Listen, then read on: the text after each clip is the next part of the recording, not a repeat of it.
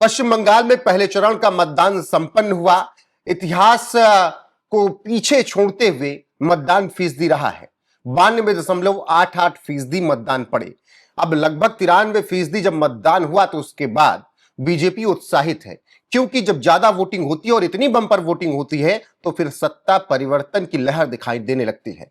इसीलिए गृह मंत्री अमित शाह ने पहले चरण के मतदान संपन्न होने पर एक ट्वीट किया और उस ट्वीट में उन्होंने लिखा कि टीएमसी और ममता राज के गुंडा राज और भ्रष्टाचार के सूरज के अस्त होने का वक्त आ चुका है और बंगाल अब नया सवेरा 4 मई को देखेगा। बीजेपी पहले चरण के मतदान के बाद लगातार कह रही है कि 4 मई ममता गई, लेकिन ममता बनर्जी पूरी कॉन्फिडेंट हैं कि 93% के आसपास हुए मतदान के बाद भी सत्ता बदलने नहीं जा रही है, बल्कि सत्ता में टीएमसी ही आ रही है। हालांकि उन्होंने यह भी कहा कि मुझे कुर्सी की कोई चाहत है नहीं, मेरा केवल सपना है कि केंद्र से बीजेपी हट जाए। तो पश्चिम बंगाल चुनाव में बेहद दिलचस्प बयानबाजी लगातार हो रही है। एक तरफ प्रधानमंत्री दूसरे चरण के मतदान के लिए चुनाव प्रचार में जुटे हुए हैं, हुबली में वो नौका विहार कर रहे हैं, फोटोग्राफी कर रहे हैं और गृह मंत्री अमित शाह और बीजेपी के तमाम बड़े नेता चुनाव प्रचार में लगे हैं। तो दूसरी तरफ ममता बनर्जी पहले चरण के मतदान के बाद लगातार बयान दे रही हैं। उनकी पार्टी कह रही है कि सत्ता में टीएमसी ही आएगी। आपको बता दें कि पहले चरण में जिस तरीके से वोटर्स बाहर निकले, छुटपुट हिंसा और पथराव की खबरों के बीच ऐसे में रिकॉर्ड मतदान दर्ज किया गया और लोगों ने जमकर वोटिंग की है। ऐसे में ममता बनर्जी ने पश्चिम बंगाल विधानसभा चुनाव में बंपर वोटिंग पर टीएमसी के जीत के संकेत बता दिए हैं। पश्चिम बंगाल के मुख्यमंत्री और टीएमसी प्रमुख ममता बनर्जी ने कहा कि विधानसभा चुनाव के पहले चरण में अब तक हुए मतदान के संकेत से यह साफ हो जाता है कि तृणमूल कांग्रेस अभी से ही जीत की स्थिति में है और ऐसे लगातार आगे हम प्रयास करते रहेंगे, मेहनत करते रहेंगे और दूसरे चरण की 142 सीटों पर 29 अप्रैल को जब मतदान होगा तो वहां पर भी वोटर्स चुनने के लिए टीएमसी को ही निकलेंगे। ममता बनर्जी अपने बयान में विस्तार से कहती हैं, मैं लोगों के मन को जितना समझ पाई हूं इसके हिसाब से अभी तक हुए मतदान को देखते हुए यह कह सकती हूं कि हम पहले से ही जीत की स्थिति में हैं। मुझे किसी पद में कोई दिलचस्पी नहीं है, मुझे कुर्सी नहीं चाहिए, मैं सिर्फ दिल्ली में भाजपा सरकार का अंत चाहती हूं। चुनाव जीतने के बाद सभी विपक्षी दलों को साथ लेकर दिल्ली यानी केंद्र की सत्ता पर विजय हासिल करना होगा। तो ममता बनर्जी का सिर्फ एक सपना है कि बंगाल भले ना वो जीते, कुर्सी चली जाए, उन्हें कुर्सी का मोह नहीं है, लेकिन वो इतनी कॉन्फिडेंट है कि जीतेगी फिर भी टीएमसी और उसके बाद सभी विपक्षी दल एकजुट होकर केंद्र में बीजेपी से लड़ेंगे। दिल्ली की सत्ता से नरेंद्र मोदी को हटाना है, ये ममता बनर्जी का सपना है। वहीं पहले चरण में इतनी बंपर वोटिंग होने के बाद लगातार विपक्ष की तरफ से बयान आ रहा है। अरविंद केजरीवाल जो कि दिल्ली के पूर्व मुख्यमंत्री हैं, उन्होंने ममता बनर्जी को फोन करके कहा कि मुश्किल दौर में है ममता बनर्जी और ऐसे में हम सब उनके साथ खड़े हैं, क्योंकि इतनी ज्यादा वोटिंग होने का मतलब है कि सत्ता परिवर्तन होने जा रहा है। हालांकि 4 मई को यह सब तय होगा कि सत्ता परिवर्तन होता है या फिर नहीं, लेकिन अभी पश्चिम बंगाल विधानसभा चुनाव में माहौल गरमाया हुआ है। वहीं बात करें पहले चरण के मतदान की तो 3,40,44,000 मतदाता बाहर निकले और उन्होंने अपने मत का प्रयोग किया। मुर्शिदाबाद और इसके अलावा कुछ और जगहों पर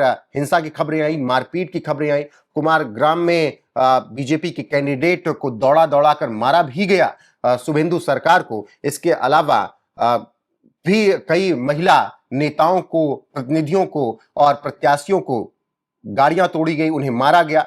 अग्निमित्रा पॉल रहमत नगर में घेर ली गई, उनके ऊपर पत्थरबाजी की गई, उनकी गाड़ी के शीशे तोड़ दिए गए। तो कुछ इस तरीके से पहले चरण में कई जगह हिंसा, बवाल, मारपीट की घटनाएं निकलकर सामने आई। टीएमसी और हुमायूं कबीर के कार्यकर्ताओं में भी आपसी झड़प हो गई, मारपीट हुई, हाथापाई हुई। तो इस तरीके से पहले चरण का चुनाव संपन्न हुआ। लेकिन बात करें पूरे मतदान की, पूरे दिन की, तो ये चुनाव आयोग की एक बड़ी जीत भी कही जा सकती है कि 93% के आसपास मतदान उन्होंने करवा दिया, यानी लोगों को जागरूक किया गया। एसआईआर का भी एक बड़ा फैक्टर था कि लोग निकलकर वोट डालने के लिए पहुंचे और अब देखना होगा कि इसका असर आगे क्या कुछ पड़ता है। फिलहाल ममता बनर्जी कॉन्फिडेंट है कि 93% के आसपास हुए मतदान के बाद भी टीएमसी ही सत्ता में आ रही है और बंगाल जीतने के बाद दिल्ली से नरेंद्र मोदी को हटाने के लिए हम सब एक होंगे। उस पर आपकी राय क्या है कमेंट सेक्शन में जरूर बताइएगा। बाकी दूसरे चरण के चुनाव के लिए जो तैयारियां चल रही हैं उसके बाद प्रधानमंत्री नरेंद्र मोदी ने अपने बयान में क्या कुछ कहा, उनके बयान के साथ छोड़े जाते हैं। बने रहेगा हमारे साथ लगातार। इस वीडियो को लाइक कीजिएगा, चैनल को सब्सक्राइब कर लीजिएगा। अभी के लिए बस इतना ही। नमस्कार। बंगाल की विरासत और बंगाल का सामर्थ्य पूरी दुनिया जानती है, लेकिन इस सामर्थ्य पर टीएमसी कुंडली मारकर बैठ गई है। यहां बिना करप्शन के कोई काम नहीं होता। हर काम में टीएमसी को कटबनी चाहिए। हर जगह टीएमसी के सिंडिकेट के लोग बैठे हैं। नौकरी चाहिए तो भर्ती परीक्षा में करप्शन होता है। नौकरी किसको मिलेगी? टीएमसी वाले पैसा खाकर तय करते हैं। साथियों, बंगाल में अगर किसी को जमीन खरीदनी होती है तो उसमें भी बीच में, अगर किसी को जमीन भी खरीदनी होती है तो उसमें भी बीच में दादा मस्तान को पैसा देना पड़ता है। दादा मस्तान के गुंडा टैक्स से गरीब और मिडिल क्लास सबसे ज्यादा परेशान है। घर बनाने में भी सिंडिकेट की मंजूरी लगती है। दोस्तों, अब आगे जगह नहीं है। आप जहां हैं वहीं रुकिए। आपका ये प्यार, आपके आशीर्वाद, ये मेरी बहुत बड़ी पूंजी है। आप आगे जगह नहीं है, कहां जाओगे? प्लीज जहां है वहां से मुझे सुनिए।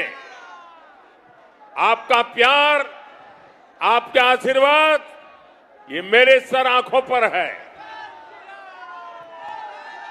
साथियों, राशन लेना हो तो भी कटमनी देनी पड़ती है। यहां तक कि खेत में किसान मेहनत करता है, पसीना बहाता है, लेकिन मथुरापुर मंडी में टीएमसी का सिंडिकेट बैठा है, वहां उसको कटमनी देनी पड़ती है। भाइयों बहनों, 15 साल के इस सिंडिकेट सिस्टम की एक्सपायरी डेट आ गई है। वो एक्सपायरी डेट आप लिख करके रखिए। वो तारीख है 4 मई। मैं टीएमसी के गुंडों से भी कहना चाहता हूं, 4 मई ये टीएमसी के सिंडिकेट और महाजंगल राज की एक्सपायरी डेट है। 4 मई के बाद इस लूट का पूरा हिसाब होगा और काटमानिर खेला चोलबेना, काटमानिर खेला, काटमानिर खेला, माफियादेर मेला, माफियादेर मेला